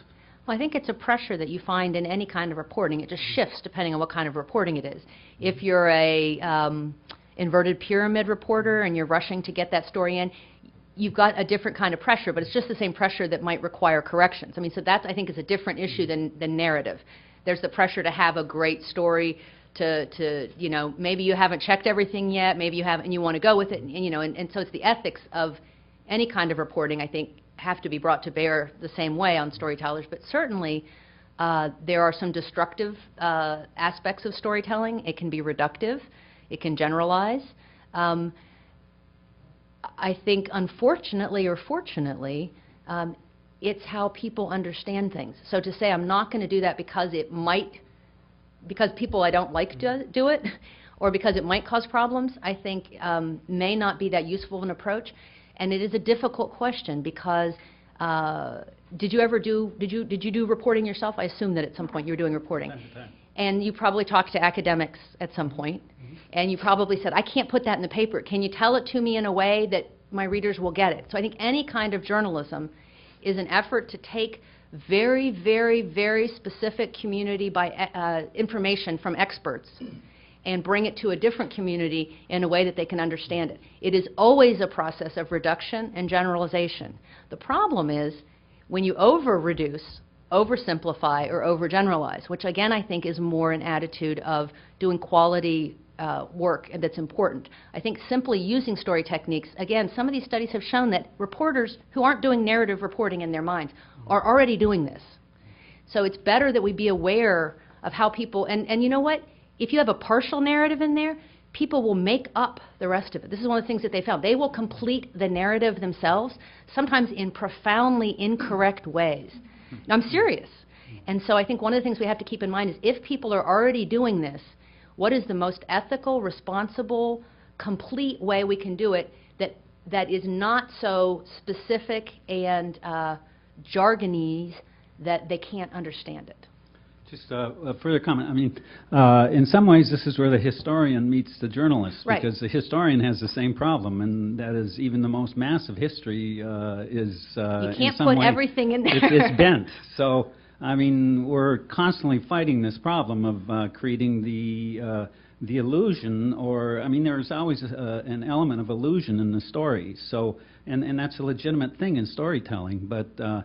You know, when we're trying to report facts and events and things with as much accuracy as possible, it seems that, you know, in some ways we're caught in this.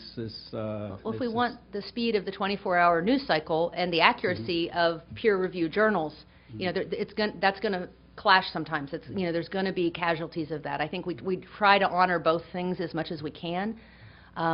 But also to realize that, I mean, I don't think story is inherently evil. And that the more... It's not inherently good either. No, it isn't. It's a tool. And so, but I think that if we know that it is often what ends up being a game changer, and if these are our important stories, then I think to never use story to address them is probably a mistake. But also, I'm not saying everything every time should be a story, but when you have these individual inverted pyramid pieces that are coming out, or blips, you know, that are 300-word briefs on the web that people are trying to digest, if we don't provide that longer stretch for them to put them in context, then just giving them those pieces is not doing them a service. I think the giant pool of money was a really good example of that. You read all this stuff, and if you're not a finance person, you catch little bits of it, but it may not be sticking. But you hear that, and you're like, oh, that's what this guy does, and that's why this happened. I think that's an important story. So I'm going to sneak in ahead of you. I'm going to impose a little moderator's privilege now. That was, Andrew, that was wonderful, and this panel has, I think, hit from three sides this question in a way I found enormously valuable. There were two things. One is a comment which on this question of story and facts. This is an old argument. I'm always reminded of, I'm a science journalist to begin with. And I'm reminded of Henri Poincaré's comment way back in 1900 or so. He said, you know, in this new century, as we accumulate all the scientific knowledge, our biggest responsibility is to decide which facts are worthy of being discovered. And you know, that's the storyteller's task all the time. But the question I had, that's editorializing. The question I have, and it's really addressed to all of you. So we've talked about story, we've talked about story making, we've talked about ways to think about and the sort of framework in which we can understand why crises are not crises anymore, but crises embedded in this sort of much larger matrix of events that have to be understood. And that's been great, and I'm going to take it home and think about it for a long time. But one thing we haven't talked about is the connection of this thinking to its audience. And I'm thinking specifically, if any of you have any thoughts on distribution channels or distribution forms that will accommodate storytelling that extends over a long time, like what ProPublica has done on some of its stories, or that extends over a range of media or accumulation of stuff from audience, the sort that you were talking about, Andrea. How do we construct a media, or how do we evoke a media distribution channel that will do better than the patchwork we've got now? I think his organization has a fabulous example. I mean, and it's still evolving. I mean, these are not things that have set answers, but Frontline has been doing some fabulous partnerships, and they've got the Law and Order website that basically there were these murders, there were these deaths in New Orleans post-Katrina, and I believe it was a joint ProPublica and Times-Picayune project that Frontline got involved in. They started investigating, and they said, you know what, there's a story here. We don't know what it is yet, but we're going to start rolling it out now. And they set up a website, and they actually put out calls for information from the community, and they let people see what they were up to. Now, I'm sure some things, you know, they kept close to their chest so that they wouldn't blow things that they were trying to get out of police agencies. But I think that which ends up, you know, they didn't know quite where they were going in the beginning with it, the Frontline people were telling me, but they wanted to get stuff up on the website, they wanted to get things out, and that's already made a tremendous difference. And I don't think they're even done with it yet, but I don't know if you have anything to say about that. Do you know about that project at all? I mean, I only know a little bit about that project, but it's something we're very proud of. I think that the incremental stories that you're talking about were stories that we saw fit to be daily news stories, but weren't that, you know, they were the dots, and there was always this larger intention of connecting them at some point, both through the television program and through the reporting that my colleague A.C. Thompson would do, and that's kind of how that has come to be.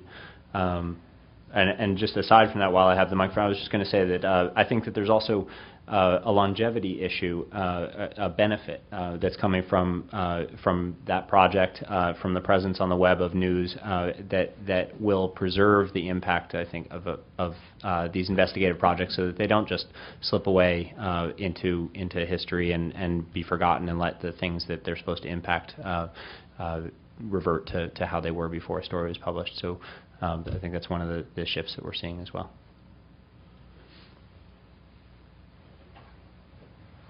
I wanted to try to tie the three things together, the three angles. So what if the problem is actually that we're trying to interpret things before we have enough data? And that's what stories become: too much data, too little time to interpret the patterns.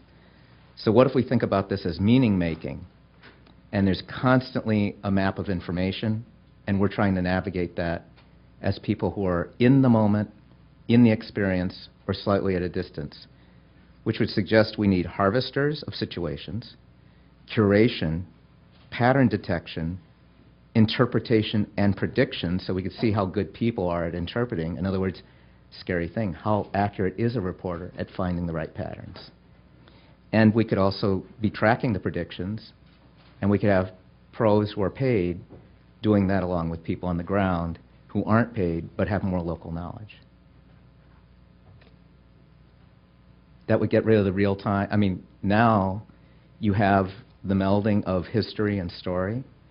You have local knowledge along with regional and national experts. You kind of create a sphere of information. But how does this differ from journalism? So I worked for CBS, and my cousin worked for NBC. It's become a lot of Mad Libs journalism. People are filling in the blanks because they get the press release, they hear what other experts are saying, and they start to look for those quotes, they sense what they need. Boskowski has written about this phenomenon exactly. So, you know, that's what you do when the pattern's rushing, the stuff is rushing at you too fast. If you play rock band and try to play drums, same thing. So the question is patterns the way for us to all navigate massive amounts of data? In fact, that maps to the mind. That's neural networks. I'm wondering if we're in a real-time neural network There are other patterns. I mean, I couldn't agree more. You know, the stuff, the things, the information is overwhelming. So, but I'm just trying to say the patterns you want to follow are those of people and power. And you know, if you're missing that, then you're reifying the stuff, and you're missing the story. But I don't see how it differs from what journalists always thought. Well, a quick follow-up to wherever Chris is. I've been in a number of these things, and one of the questions is, where is power? Is it at the top of the pyramid or at the base? And so traditional journalism has been about top-down interpretation for the masses, for the base, and I'm wondering, if we actually look at it the other way, do we find an intersection and the patterns match? Well, I mean, I've been thinking about this very interesting question of, I would say, does journalism ever change the game? I mean, let's just take it as a hypothetical. Because I can think of many things where journalists report on what's happening, but in terms of actually instigating change, I mean, if I think of things that are, to me, historical events in my lifetime, okay? I think of the Civil Rights Movement. That's first and foremost. And that was not, that was not from journalism. Right. That was really grassroots. I mean, the war, the Pentagon Papers, that was fine, but, it didn't stop the war. The Vietnamese stopped the war. But they gave insights into the system of how power was being used. But that wasn't the question. I mean, if you use the word game changer, it sounds like there's a causal, anyway, I just... If you get people into the system with knowledge, they can start to try to exert agency. A lot of people don't know where to push. Yeah.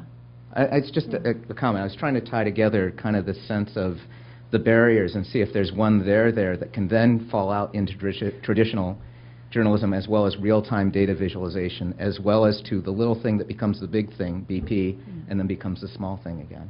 Well, I would like to just toss in on game changer. So thank you. Because I'm not necessarily advocating for journalists as advocates, by game changer I mean that change the public's complete understanding and awareness of a story, that change that are these moments. I mean, it's certainly not the longue durée that change history as we think of long-term history, but make it possible for the public to understand and engage with events that affect them in a way that they were not aware of or engaging with it before. And so that I think that journalism and a lot of different kinds of public communication can do. And I would like to just toss in one comment that I've heard a couple times from a Pulitzer Prize winner, long-form writer, Jackie Bonashinsky, who's done a lot of fabulous, fabulous work, narrative and otherwise. And she talks about when she first started out as a reporter, they had the morning edition, they had the evening edition, they had they were putting stuff out all the time. She was redoing, updating, revising her stories all the time. And so part of this everything rushing at us, I think, is a real feeling. But I think part of it is also that there was this lull in journalism history where it was pretty well funded and people could focus in a way that maybe they didn't 10, 20 years before. I mean, I think that the well-fed, well-nourished journalist who could really spend a long time on a story, was advertising money at a specific sort of point in time. I don't think that was the eternal ideal that happened for any long period before technology hit us. I think that this is just a new iteration of something that we've experienced in some ways before. All right, we've got 2 minutes of 7. So I'm just curious if any member of the panel has a question they would like to put to any other member of the panel before calling it a night. Is there anything that was said to you that struck you in any way or just raised your curiosity? I've stunned you into silence. I mean, I have a lot of questions for the audience. Good. Who have not, but including, actually this dialogue we just had in terms of, well, what is journalism? I mean, are we seeing anything different than what? I mean, is there anything new in this whole concept of slow-moving crises? I mean, to come back to that, because that really is our topic. So I mean, we'll have time afterwards, but I would love to know if you've reached any conclusions, or if there's anything enlightening about this session that you're taking away with you. Should I just answer from here? Microphone, please. You can't escape, and tell us who you are. And this will be the last comment. Oh, I'm sorry. No, don't apologize. Just be wonderful. Somebody's got it. I'm Janet Aldrich, and the Coalition to Preserve the Public Record. I've been working on this little project for the past 7 years, and I think the journalism is really wide open right now. I think it's changing immensely, and I am a senior, and I think there are many people who are are really floating out there, potential journalists that have lived a lot of life right now, that have a lot to offer in perspective and watching a slow-moving crisis. And what forced me into this scene, a long time ago, I reported on a few towns, and so I had that in my blood. Once you start the reporting scene, it gets in you. You don't realize it, but I'm always reporting something. So, but what I do is video journaling, and I have a website, so I comment on it. And I'm really not expertise, and I really should go back and take about 10 courses in language and whatever. But I really want to say that I have, really challenged myself in 10 years to learn videography, to start a website, to a blog. I've put up 600 films on Blip. I have had 13,000 views in the last less than 12 months, and 20% are embedding them in their website. I am a news outlet, and the Hill is following me. And in '98, my son handed me a computer and said, I said, aren't you going to help me with it? No, he says, I think you can do it. So I think that if we challenge ourselves and stretch, okay, and allow these, not just block people like me, but what I've been doing is capturing public hearings, press conferences, and events.